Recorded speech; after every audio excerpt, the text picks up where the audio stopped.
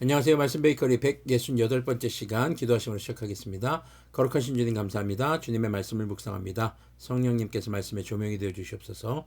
우리 주 예수님의 이름으로 기도합니다. 아멘. 네, 오늘 보실 말씀은 출애굽기 9장 13절에서 35절까지의 말씀입니다. 주님께서 모세에게 말씀하셨다. 너는 아침에 일찍이 일어나서 바로 앞에 나서서 이렇게 말하여라. 히브리 사람의 주 하나님이 이렇게 말씀하신다. 나의 백성을 보내라. 그들이 나에게 예배드리게 하여라. 하나님은 계속 모세를 통해서 똑같은 요구를 시종일관 하고 계십니다. 자, 히브리 사람의 주 하나님, 히브리 민족의 하나님이시면서 억압받는 억울한 자들의 하나님께서 지금 하나님을 예배드리게 해라는 겁니다. 하나님의 백성들에게. 자, 14절 계속 보면요. 이번에는 내가 나의 온갖 재앙을 너와 너의 신하들과 백성에게 내려서 온 세상에 나와 같은 신이 없다는 것을 너에게 알리겠다. 지금 이 우박재앙, 일곱 번째 우박재앙에서 하나님께서는요, 이 우박재앙의 목적을 다른 재앙들과 다르게 좀 더 상세히 기술하십니다. 자, 15절 계속 보면요. 내가 팔을 뻗어서 무서운 질병으로 너와 너의 백성을 쳤다면 너는 이미 세상에서 사라졌을 것이다. 그러니까 지금까지 하나님께서 내리신 재앙은요. 야, 너 내가 제대로 쳤으면 너 나한테 한 대 맞으면 니네는 다 끝나.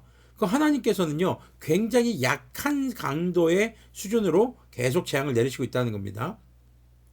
16절을 보면은 너에게 나의 능력을 보여주어 온 세상에 나의 이름을 널리 알리려고 내가 너를 남겨두었다. 자, 목적이 나오죠. 하나님께서 한 번에 치셔서 이집트를 싹 쓸어버리지 않는 이유, 하나님이 누구신지를 나타내기 위해서입니다. 지금 온 세상에 하나님의 이름을 널리 알리려고라고 말씀하고 계십니다. 자, 17절 보면요. 그런데 너는 아직도 교만한 마음을 버리지 못하고 나의 백성을 내보내지 않는다. 지금 이제 바로에게 직접적으로 너의 마음이 교만하다라고 주님께서는 얘기하고 계십니다. 지금 하나님을 무시하는 거거든요. 하나님과의 약속을 계속 깹니다. 모세를 통해서 한 약속은 하나님과의 약속이니까요. 하나님과의 약속을 계속 깹니다. 계속 깹니다. 계속 깹니다. 이것이 바로 뭡니까? 교만입니다. 하나님을 무시하는 겁니다. 지금 우리도 우리의 모습을 돌아봐야 합니다. 하나님께 서원한 것, 약속한 것, 주일에 대한 예배에 대한 약속, 우리가 주님께 11조에 대한 약속, 우리가 헌신에 대한 약속, 우리가 신앙생활에 대한 결단들이 있습니다. 이걸요 자꾸 깬다는 건요. 그러면서 핑계 댄다는 것은요. 교만한 겁니다. 자, 계속 보겠습니다. 그러므로 내일 이맘때에 내가 큰 우박을 퍼부을 것이니, 무서운 말입니다. 퍼붓는데요, 하나님께서. 그처럼 큰 우박은 이집트의 나라가 생긴 때로부터 이제까지 한 번도 내린 적이 없다. 그러니 이제 너는 사람을 보내어 너의 집짐승과 들에 있는 모든 것을 안전한 곳으로 대피시켜라. 집 안으로 들어가지 않고 들에 남아있는 사람이나 짐승은 모두 쏟아지는 우박에 맞아 죽을 것이다. 지금 이것은요, 하나님께서 이집트 사람들의 모든 생명을 쓸어버리겠다라는 각오가 아니라 하나님이 누구신지를 보여주겠다는 거예요. 그렇기 때문에 하나님의 말을 듣고 이렇게 짐승들을 집안으로 피신시킨 사람들의 짐승들 또 사람들은 살 수 있다는 겁니다. 하나님께서는 지금요 이런 조건부를 거시면서 하나님이 누구신지를 나타내는과 동시에 그래도 하나님을 이제 두려워하고 하나님의 말씀을 새겨듣는 사람들에게 구원의 길을 열어주고 계신 겁니다. 자, 20절 계속 보면요. 바로의 신하들 가운데서 주님의 말씀을 두려워한 사람들은 자기의 종들과 집짐승들을 집 안으로 피하게 하였다. 그러나 주님의 말씀을 마음에 두지 않는 사람은, 여기서 중요한 게 주님의 말씀을 마음에 두지 않는 사람입니다.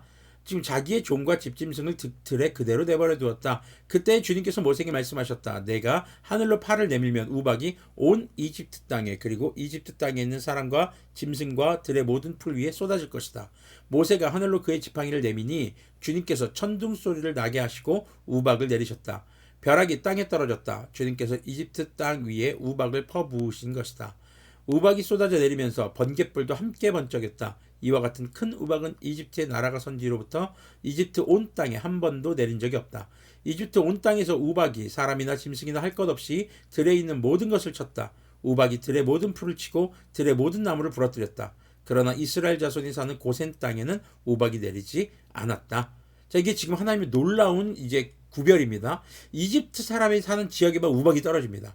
그렇다고 해서 이집트 사람들을 다 죽이려고 한 것이 아니요. 집안에 있는 사람들은 살 정도의 우박. 그러니까 생명은 죽일 수 있는 우박이지만 건물은 부수지 못하는 우박 정도의 하나님께서 아주 강도 조절을 하신 거죠. 또 위치 조절도 하신 겁니다. 하나님의 백성들, 그 이스라엘 사람들이 살고 있는 고센 땅에는 우박이 하나도 떨어지지 않게 하고 계시는 겁니다. 자, 27절 계속 보면요. 바로가 사람을 보내서 모세와 아론을 불러들였다. 다급해진 거죠. 지금 엄청난 우박이 지금 막 쏟아지고 막 벼락이 치고 번개가 치고 막 천둥 소리가 들고 난리가 났습니다. 나와 나의 백성이 옳지 못하였다. 이번에는 내가 죄를 지었다. 주님께서 오르셨고 나와 나의 백성이 옳지 못하였다. 자, 자신이 이제 죄를 지었다라고 인정하고 있습니다. 지금 계속 하나님 앞에 이제 뭐 거짓 약속을 하긴 했지만 지금 여기서 최초로 자신이 죄를 지었다라고 지금 인정하고 있어요.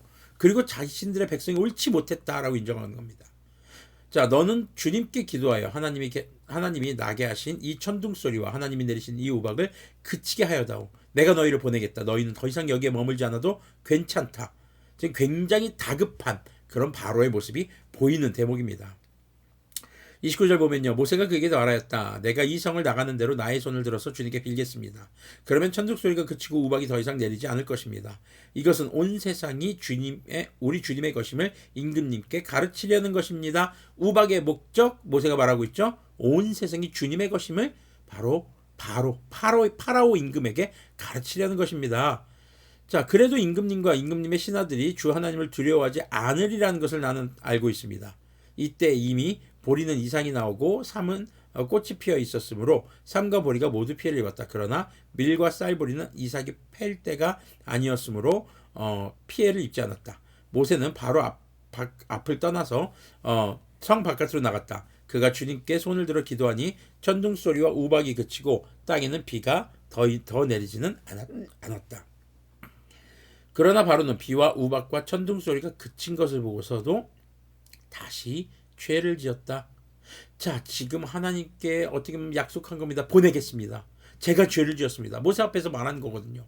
그런데요, 어려움이 사라지고 나니까 다시 죄를 지었다라고 나옵니다.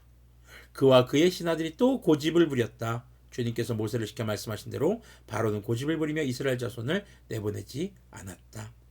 우리가 종종 하나님 앞에 간절히 이 어려움을 좀 벗어나게 해주십시오. 여기서 저를 구해 주십시오. 그렇게만 하면 예배할게요. 주님, 그렇게만 하면 제가 주님께 이렇게 하고 저렇게 하고 저렇게 하고 이렇게 하고 그렇게 할게요. 너무너무 간절해요. 근데 그 어려움이 해결되고 나자마자 그냥 우연히 된 거지 뭐. 이거는 다 그냥 그래요. 된 거야. 아유, 됐다 이제. 이러면서 주님을 떠나고 있지는 않느냐는 거죠. 떠나고 다시 죄를 짓고 있는 건 아니냐 하는 것이죠. 우리는요, 바로의 모습을 보면서요, 욕할 문제가 또 아니기도 한 부분이 있을 겁니다. 분명히 내 삶이 그럴 때가 있거든요. 죄인 줄 알면서도 주님, 저는 죄를 지었습니다. 용서해 주십시오 해놓고선 이게 좀 시간이 지나면서 내가 편안해지니까 항상 다시 그 죄로 돌아가는, 우리가 항상 편안해질 때, 안일해질 때 이런 죄의 상태에 빠지기 쉬워지게 됩니다. 지금 하나님께서는요, 이 우박재앙을 통해서 모든 것의 주인이 하나님이시고 모든 것을 통치하는 분이 하나님이시다. 모든 이 생사화복, 생명과 죽음과 복과 저주가 주님께 있다라는 걸 바로에게 가르쳐 주시는 게 이 우박재앙의 목적이었습니다.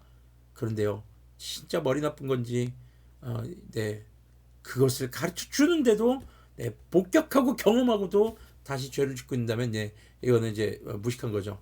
목 위에 이렇게 머리 아래에 있는 이 부분이 장식인, 그렇죠. 요 부분이 이제 장식품으로 달려있는, 전혀 생각도 없고, 개념도 없고, 그냥 자기의 감정과 자기의 욕심과 자기의 기호만 남아있는, 그런 상태인 거죠. 우리가 그러지 않았으면 좋겠습니다. 주님께서 자연재해를 통해서 치실 때, 이건 사람이 손도 발도 내밀 수 없는 거거든요. 그 누구도 어떻게 할 수 없는 게 뭡니까? 자연재해거든요. 바로도 지금 그걸 겪은 겁니다. 이집트의 파라오 왕도 그걸 겪으면서 하나님의 권위 앞에 인정하고 죄를 고백하고 지금 내가 그대로 하겠다라고 해놓고서 다시 또 지키지 않는 그런 모습을 우리가 볼 수 있습니다. 자, 여러분들 지금 죄에서 돌이키지 않으면 주님께서 언제 오실지 알 수 없습니다. 갑자기 suddenly 우리가 죄에 다시 빠질 때 주님께서 오신다면 우리는 너무나도 두려운 재앙 속에 우리의 생명과 우리의 복을 잃어버릴지 모릅니다. 죄에서 지금 떠나셔야 합니다. 기도하겠습니다. 거룩하신 주님, 감사합니다. 주님, 8번째 재앙, 우박재앙을 보면서 모든 것의 주인이시고 모든 것을 통치하시고 모든 생사화복의 생사복을 주관하시는 분이 주님이신 것을 우리가 말씀을 통해 다시 한번 묵상합니다.